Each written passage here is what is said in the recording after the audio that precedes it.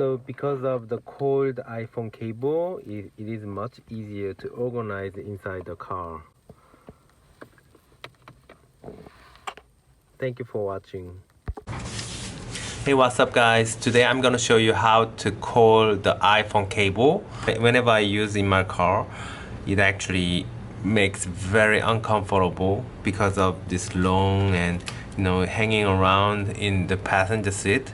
So what I'm gonna do is I just want to coil this one. First of all, you want to prepare some cylinder one, but since we're gonna apply some heat later on by a heat gun, so I highly recommend to use not something can be melt.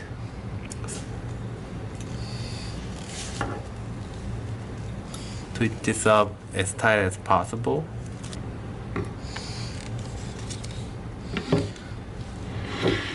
Yeah, I got the clamp now, like this, and pretty tight.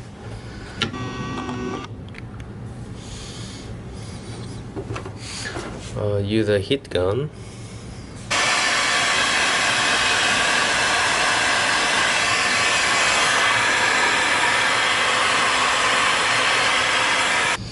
Okay, I'm just gonna leave like this until naturally cool down. About 20 minutes later, I think it's sufficiently cooled down now.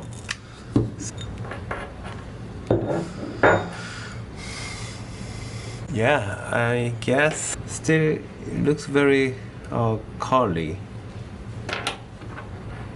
I hope this can a little bit organize it. Yeah, thank you for watching.